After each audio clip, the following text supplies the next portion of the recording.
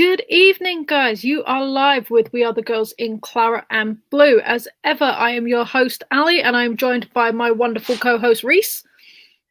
Thanks for joining us tonight, everyone, and welcome to another not moan up this week. Let's hope for positive vibes under Ollie Harder.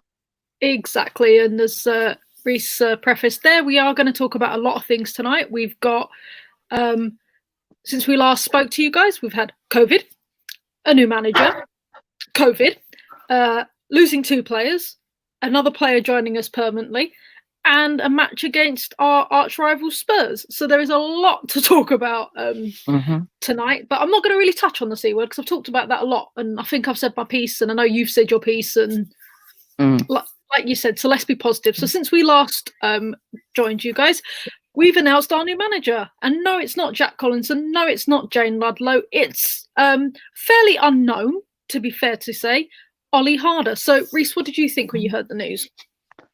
Like a lot of people, sort of shocked, interested to find out who he was, to be honest, at any CV. But like I said last week on Emma's brilliant podcast, Man City Women's Fancast, I'll be sending the bill, Emma, for that plug. But like I said, once I've done a bit of research on him, he's a young manager, progressive coach. He said that in his interview.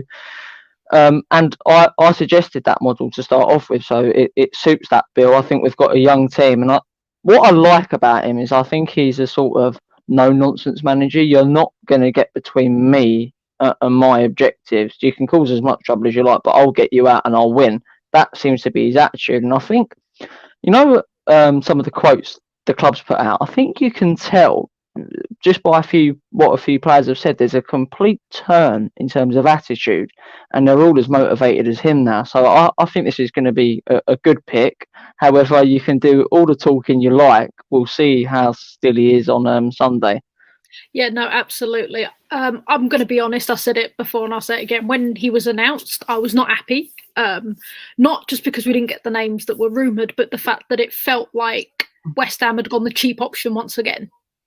Because he wasn't well known compared to some other rumoured names. And you looked at his CV and there was some great spots there, but it was pretty sparse. From what you could find out about him, it was pretty sparse. So I wasn't particularly happy.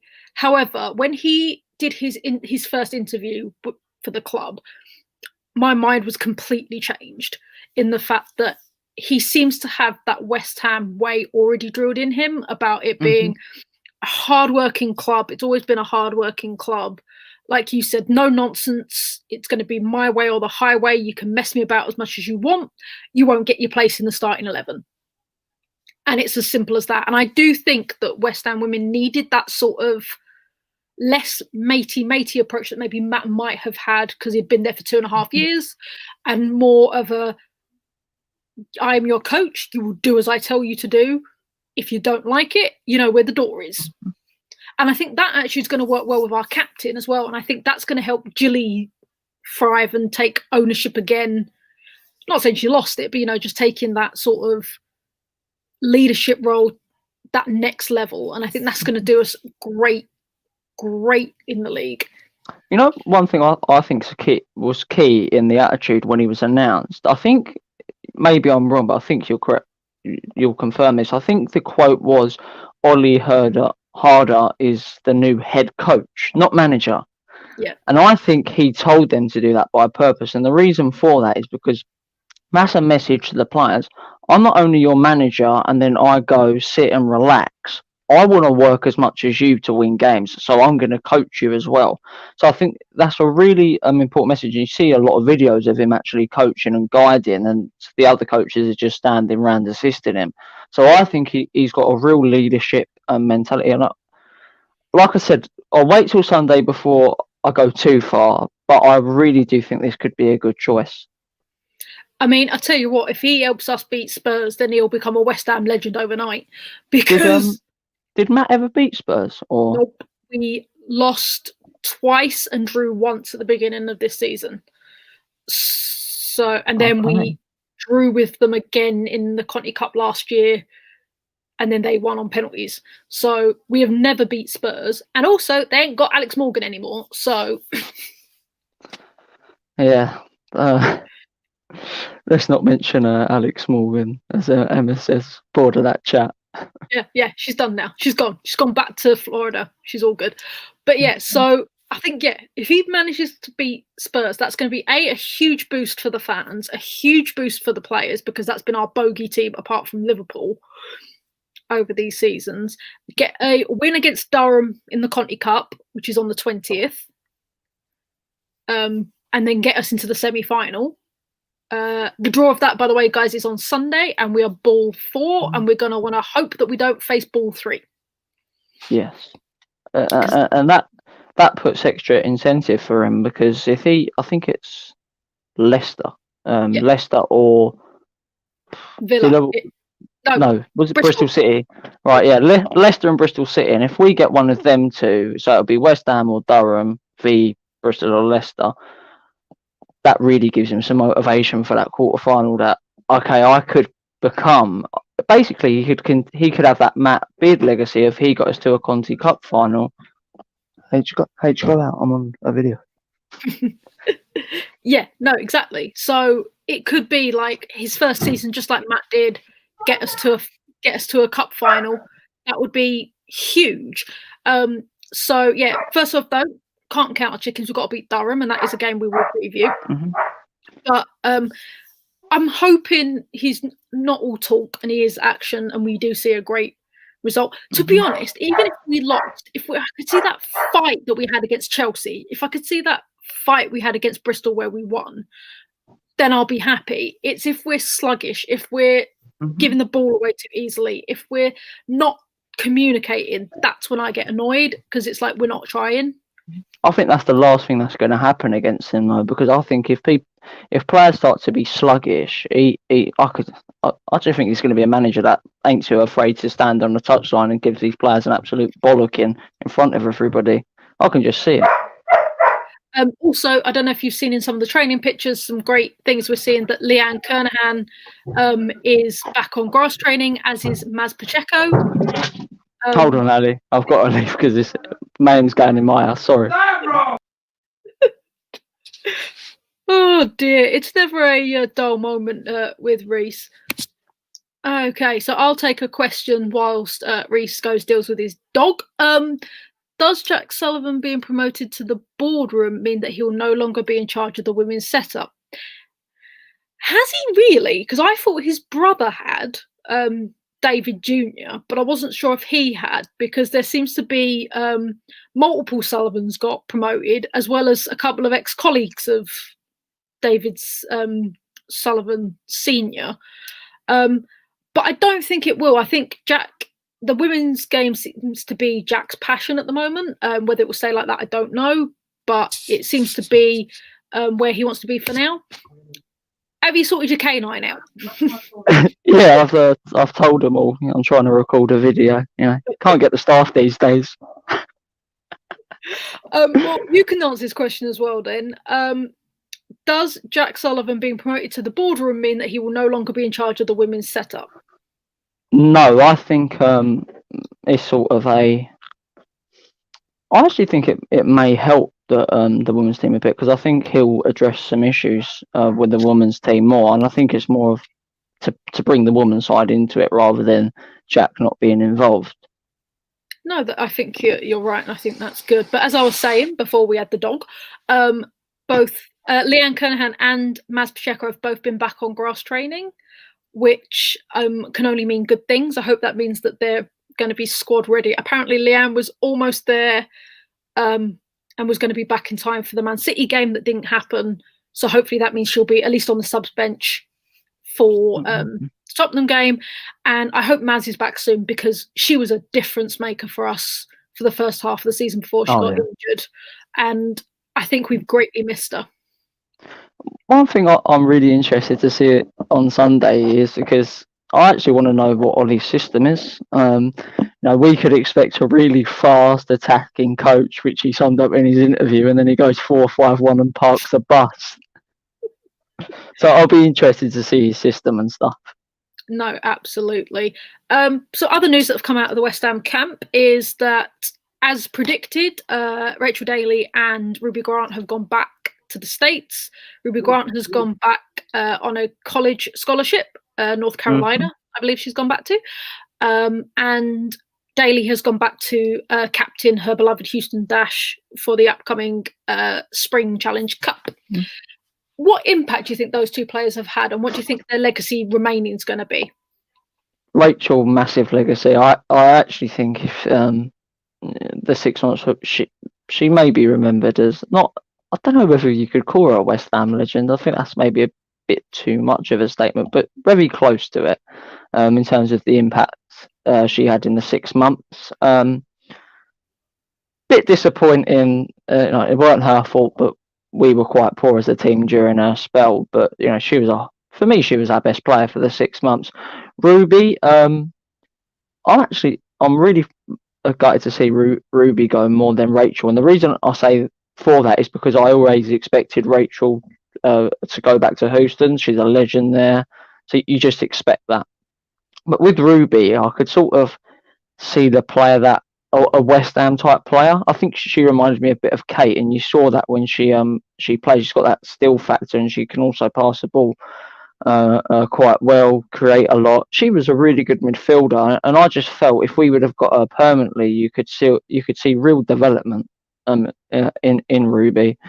However, one positive I can see from that is Kate may get some more game time, because I think she's going to be vital and starting if Ollie really wants to do well at West Ham. She's got to be the first name on the team sheet.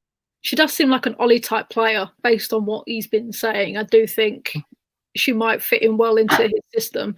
And you never know. Ruby might end up being like the player that's just come back to Arsenal, went over to the States for 3 years after playing in Arsenal's youth team, and has now signed for their first team. So you never know, in 3 years' time, we might be welcoming Grant back, and she might be a slightly sharper with all of the things she's picked up over in her US scholarship. We might have a cracking play. If she's had a good time with West Ham, she might remember us fondly. Hopefully, because she looks like a great player. A new viewer here, Dalek West Ham. I like that. Two of my interests, Doctor Who and West Ham. Oh God, Doctor Who. How sad. But it is good that we've got Kate Longhurst, because if that's one person who understands the passion of playing for West Ham, then that's definitely her. I think it's a running joke on Twitter that every time West Ham plays, Leanne fears for their television. I think going on to this Tottenham game though, I think if Kate and Gilly are in there, I think that also sort of speaks volumes of that he's not all talk, and he really does want that fighting talk. And I think the first team talk against Tottenham will be really important, because just if he gives the team talk and we're say 2-0 at half time, the players are just going to start to believe in him already, if they're not, which I believe they are. Yeah, it does seem to be. He does, from what I've seen with a few people, that he seems to be really getting involved and hands-on manager, and that's exactly what we want. But one great piece of news that has come out this week is the fact that, as I hoped, and I had said many times I hoped, Emily Van Egmond has signed a permanent deal to join the Hammers. Now, we don't know how long for, because the club have not decided to disclose that, but she's not going back to Orlando as it was first suggested for the loan period, and we have got her permanently. Now, how much of a difference is Emily going to make, Reese, knowing that we've got her full time? Massive, it's quite important again to have her, especially in that midfield. I'd like to see her in the number 10 position though, because I think if Ollie's system suits getting a load of crosses into the box, she's vital for that. And also speaks volumes of the impression Ollie's had in her to sign a permanent contract under a new management.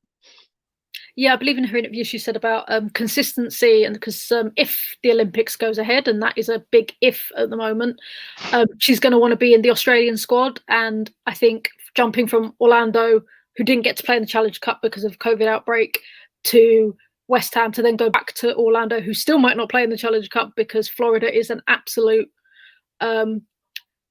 high spot. It's a high risk spot still. Mm-hmm. So even if it's just to stay in East London to keep that consistency, I'll take it, because she has been one of the best players we've had this last 6 months. She's saved our bacon a few times. I never thought whenever on this podcast, when we're considering players' moves to a city, would we mention infection rates? Just shows you how crazy. I'm just saying, because before us, she didn't play for 6 months because of the whole Orlando thing. It just shows how the world's changed. Yeah. I've just got viewers naming players they like now. Also, they love Cho, and absolutely, I'm hoping Cho, Kate, and Emily would be my 3 to start on Sunday.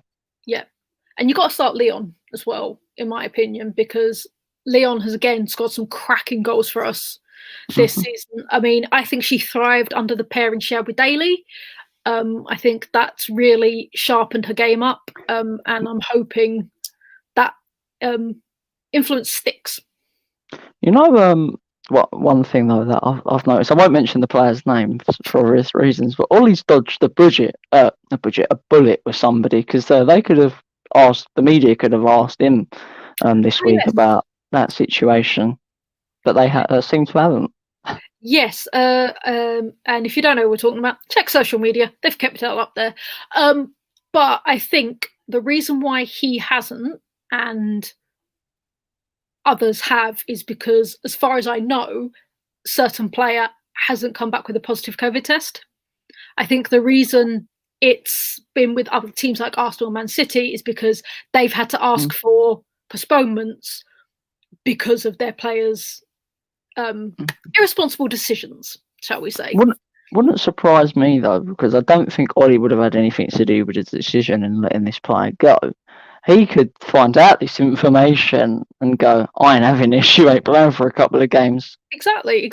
There's nothing to stop the clubs internally punishing the players. So it wouldn't surprise me. We'll have a look on Sunday and see if there's a notable absence either on the field or on the bench. Maybe we should take a press conference with Ollie. I invite him to the show. But no, I do think we've always had a great squad. We've just always had that missing something. And I think the last 2 games we had showed how well we can do and how well we can connect. And I'm hoping that stays on with Ollie, and that the team are energized and are raring to go. And I do hope he's no nonsense. I think it's not working to be chummy and like not babying the team, but letting them get away with murder. I think once you've got them, he won't baby the team, not at all. I don't think he's that type of manager. No, exactly. So I'm hoping, and we're not sure if we're going to do any business this transfer window. I know Reese has a theory of why that might be. I'll express it. The reason I think for that is because Ollie may feel if he had 1 or 2 players, it may disrupt a group that, let's just say, wasn't too together in the first place from the rumours we heard under the last management. So he doesn't want to throw any bombshells. He wants to get these current players on side, find out the best one for his system, get his strongest starting 11 in his system, and then in the summer add to that if he's in a comfortable position. Because if Mr. Harder finds himself in a relegation battle, he may be out the door as well. Yeah, no, absolutely. I think a couple of wins under our belts and we're flying better, considering, for example, Reading's loss last week against Chelsea. That's done something in our favour. Aston Villa have got a couple of games in hand, but some of those games are against Chelsea. And they're against, there are teams that they may not progress against. So I think we'll be okay. Like, touch wood, I think we'll be okay. Do I think it'll be pretty? No.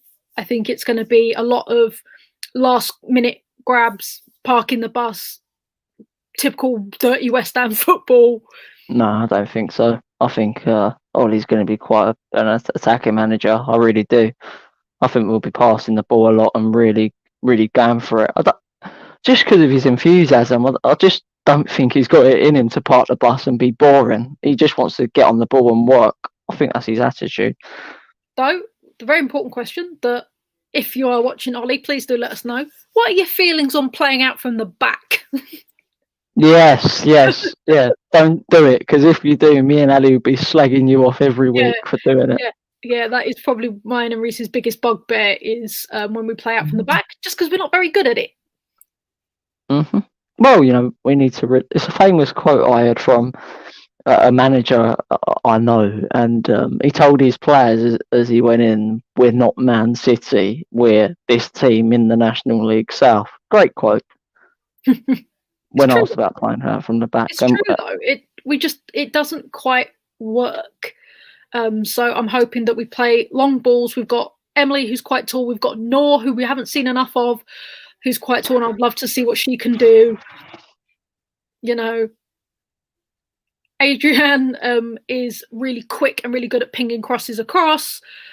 So we've got Vetterline, who's super quick down the thing. Look at Martha Thomas, who's super quick. We've got enough pace in our team that we can do something with the long balls. We don't need to play out from the back anymore. Yeah, I think one thing that Ollie's going to do is I think the fullbacks are going to be really important if the system I'm expecting is correct. So I think if we're going to be playing out from the back, it'll sort of be one pass and then out to the fullbacks to attack, not goalkeeper, centre back, goalkeeper, centre back like it was before. Which is fine, but because it got so predictable, like it was literally like goalkeeper goes to Grace, back to the goalkeeper, goes to Jilly, goes back to the goalkeeper, goes back to Grace, who goes to Jilly, who then might get it down the end of the pitch. Like, I think Courtney's going to start on Sunday in goal. I do. You always say that, and then she doesn't. Fair point, but we've got a new manager now, when me and Ollie have been speaking. Oh, have you? See, I have a prediction that she'll start for the Durham game in the quarterfinal. I think that will be Courtney's start. I don't know. Honestly, we're lucky we've got two good goalkeepers, so it doesn't bother me who starts. I just want us to be defensively strong, because that's been our weakness for most of this first season, the first half of this season. It'll be really, like I said throughout this podcast, it's going to be really interesting to see the approach. Because if we start to play out from the back within the first 10 minutes, I can just imagine me and your texts to each other about the West Ham game. They will not be suitable for broadcast. Yes. Before we start on the Tottenham game, we've had a request from one of our viewers. Get the dog back. Are we boring you that much that you want the entertainment of the dog back? Did say I'd bring a celebrity guest today, Ali. The dog suited it. Absolutely. So we're going to talk about Tottenham game. Big game. It's our first game back in 2021. It's Tottenham's first game back in 2021. So I feel that all players are going to be just chomping at the bit to get going. They have lost the aforementioned AM, but they did do what we did, and they've signed Alana Kennedy to a permanent contract, who's also from Orlando Pride. To be honest, I don't think Orlando Pride have got many players left, because Emsley signed a permanent deal to Everton as well. I'm not sure. Here's a question that you'll know, Ali. When does the NWSL start? Because that's one league I want to start to watch this year. The Spring Challenge Cup starts in the beginning of February, and you'll be able to watch them all on Twitch. I'm trying to think. It's a gamers stream. Is that Twitch? Yeah, Twitch. Yeah. I'm so old. I don't know these things. But yeah, so you can watch them all live on Twitch, and they'll have the replays if they're at stupid o'clock in the morning. So I'll be able to watch Houston Dash and cheer on Rachel. Absolutely, and also ex-Hammer, Brie Vasali also plays for Houston Dash. But then you've also got two ex-Hammers joined up together, because the new team Racing Louisville, who I don't know if they start this one or next season, has got Erin Simon, who transferred from the Houston Dash. And don't say Brooke Hendricks. Brooke Hendricks has gone to, I know I wanted her back at West Ham so much. Racing Louisville it is. Yeah, Racing Louisville. To be honest, I give her like a couple of seasons there and then she'll come back. But I think she'll come back to West Ham at one stage. I think so too. She was too loved not to. She was too loved not to. But so that's when the American season starts. But no, our league. We're going to talk about West Ham Tottenham. Huge grudge match. As I said before, they were our bogey team, other than Liverpool. They've got some great players. You've got Ash Neville, you've got Alana Kennedy, you've got Rachel. Good Lord, what's her name? Because who signed from Birmingham? Williams, Rachel Williams. Rachel Williams. You've got Keris Harrop, who also signed from Birmingham last season. So they are a very strong. You forgot somebody, I think. Ex-Hammer Rhea Percival. Yeah, well, we've also got ex-Hammer Becky Spencer, but don't talk about them for going the dark side.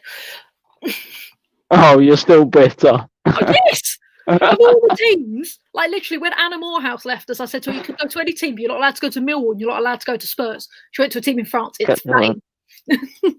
Bordeaux, wasn't it? Yeah. So she's gone to a French team, so it's fine. But they've got some strong, powerful players. They do. So it's not going to be an easy match in any way, shape, or form. It is really going to be one to watch. I actually think it could be the best game out of this week's fixtures. And yes, that does include over Chelsea v Man United. I was going to say, but yeah, no, I think, especially from our perspective, it's going to be a stronger match. So what do you think? What do we need to do? How do we overcome our nemesis?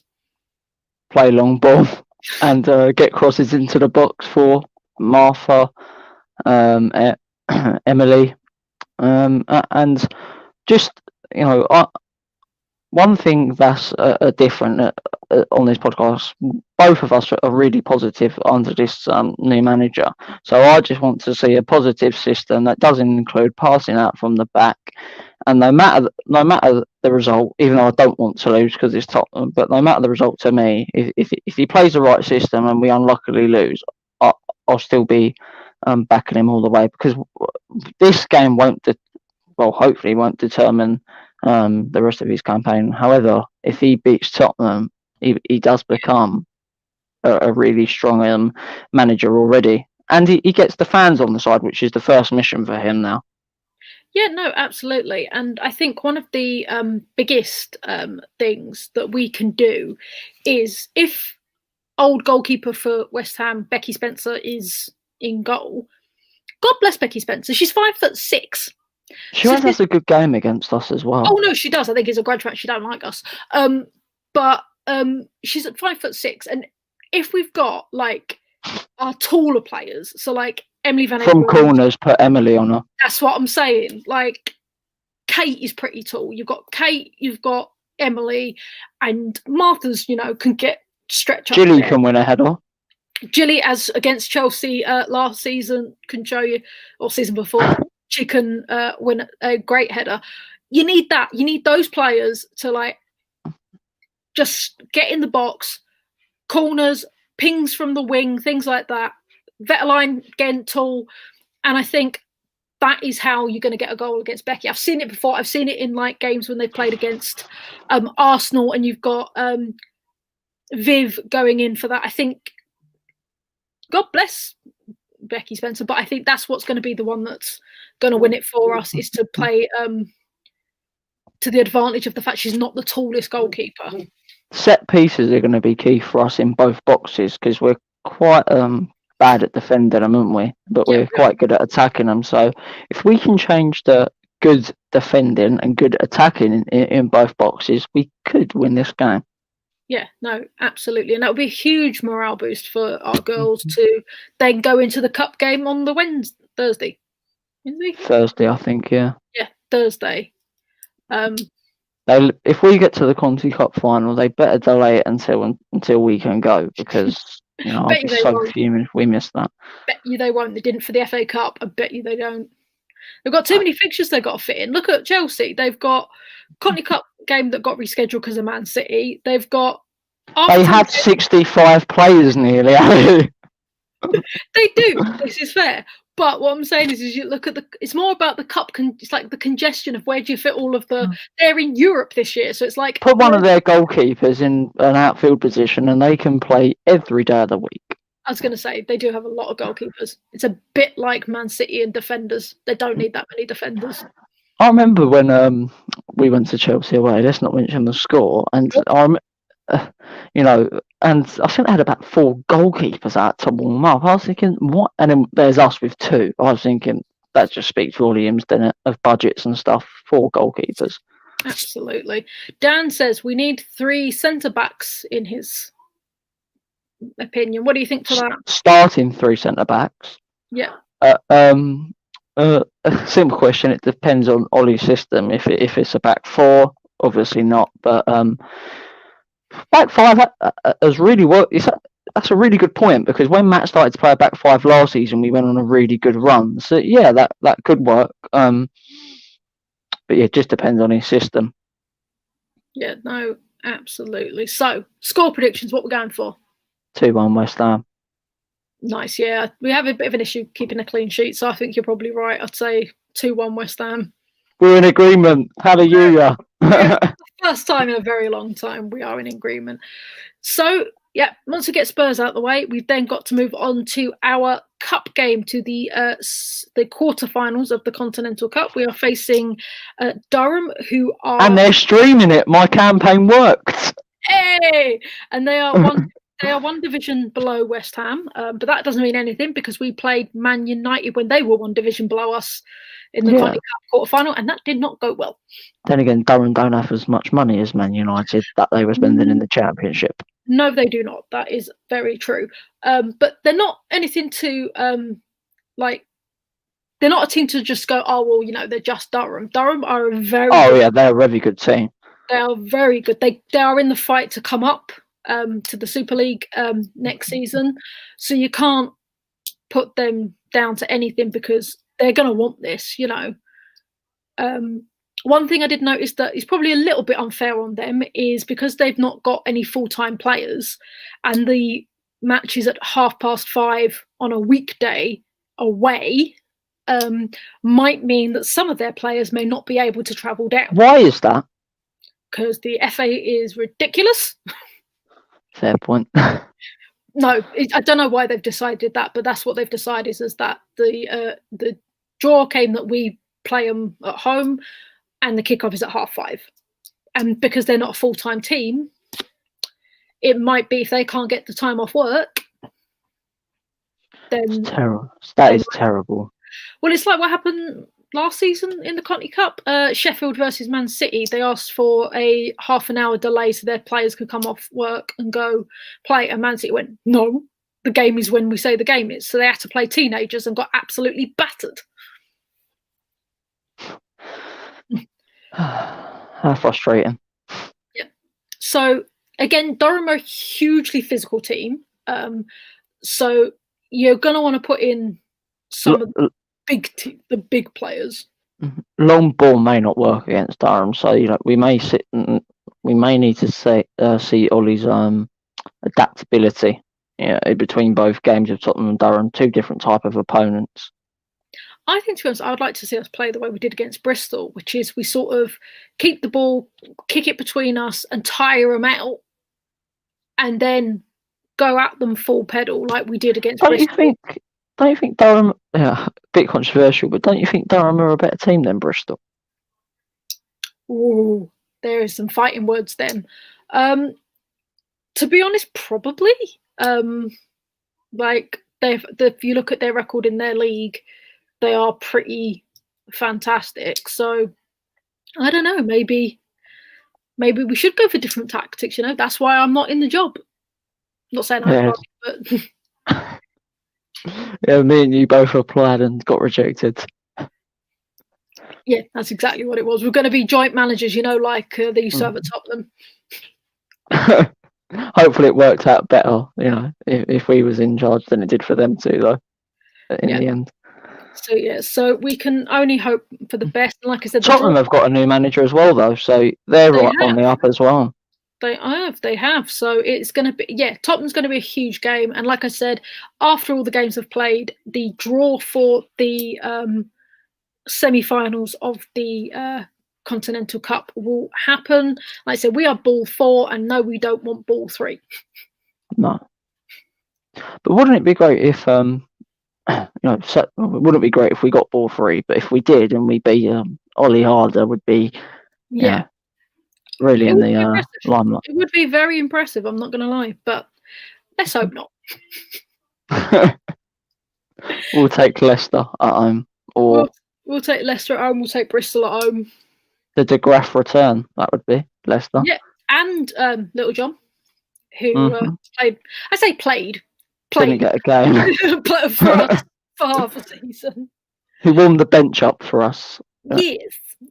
So yeah, played for us for half a season. But yeah, the final bit of news we've got is our old coach has got himself a brand new job. He was going to sort himself out a podcast and he was going to become one of us, but instead he's taken on as a maternity leave alternate for Tanya. What's her surname? Tanya Oxtoby. Oxtoby. There we go. Who has gone off on maternity early, and so he's in charge for the rest of the season. What do you think about that? Great move for Bristol. Sort of a risk for Matt, to be honest, because he's got a great pedigree. As if Bristol go down under him, may not. I don't know. Diminish isn't the right word, but you get what I'm trying to say about his CV. But I think that's the move to keep him up. To be honest, I think Matt will really get him going. I think it's a job that he knows how to do because he did it with us in the first season in terms of system and formation of really sitting back, letting teams attack us and counter an attack. So I think it's a good fit for both. I was one of Matt's biggest fans while he was at West Ham, so I'll be tuning into his first game because I think it's 1 o'clock and we kick off straight afterwards.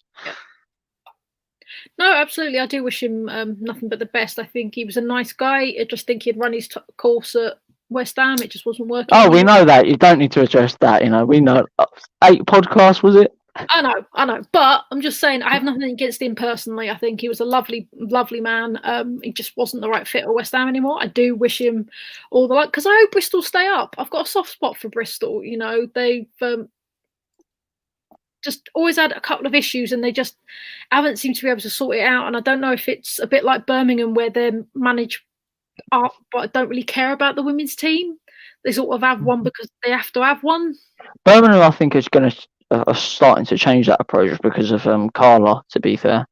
I hope so too. I genuinely hope so too. I don't think the fans would agree with you on that, considering they've just sold one of their young players, which the fans were not happy about. She's gone down to Coventry now. Right. No wonder why they're not happy. That's awful. Yeah, exactly. So I think Bristol's had bad luck, bad run in management, and I'm hoping that maybe they can keep up and then have a turnaround for next season and go back to being the Bristol that they once were. I think though with Bristol, not to be too negative and diminish towards them, I think if they go down, it's the inevitable waiting to happen. Really, I feel like the same. If it can happen to Liverpool with that attitude, it can happen to anyone. Exactly. Exactly. And it's one of those things that I don't know how true the story is. I'm going to bring up her again. Sorry, Emma, if you're watching. But one of the things you have to say, fair play to Alex Morgan, is the reason she didn't play for so long is because she refused to train where the women trained because it was subpar. It was not good. And so she said, I ain't playing until you let us train where the men train, because they've got that massive facility over at White Hart Lane now. And Tottenham caved because she was very expensive. And so the women now train in top facilities like the men do, all because of Alex Morgan. I have to congratulate her for that, though. You've got to give her that. Like, she's changed the Tottenham's game just by getting that done. It's like when you see the disparity in where people train is quite evident. There's a picture of Mourinho and Alex Morgan, isn't there? Yeah. Which sort of speaks volumes of the mentality. Yeah, but it's like you see the disparity. So you see, like, Manchester City, you've got that massive complex over at the Etihad where you've got the mini Etihad and you've got like 1,000,001 practice pitches and stuff like that. West Ham have moved over to Chadwell Heath, which was purpose built for the women's team and is much better than when they were at. We've never had subpar facilities. I think No. Rush Green was good for training. Maybe not matches. If we was at Dagenham with training at Rush Green, we'd all be happy with that. Yeah. So I think Jack's always done well with that. To be fair to him, and we've moved to Shelby Leaf, which is even better because it's purpose built. Great facility and great facilities. And then you look at teams like Liverpool, who weren't allowed to train, where their men's team was just paid for like £1 million for this massive training facility, and their women's team aren't allowed to use it. You see Manchester United train at Lee Sports Village, which is a public gym. It's not like I mean, I don't know if they ban the public from going in when they're training. Don't be silly. But their gym work is not for a specific sport. They've been training at Carrington this week though, but it's temporary. Yeah, because I'm assuming the public gym is closed. That's all I'm saying. Is it's probably because they can't get into the public gym because it's closed. Birmingham train, I believe, at Solihull, which is a non-league pitch. Which I have nothing against, but it's not probably the greatest.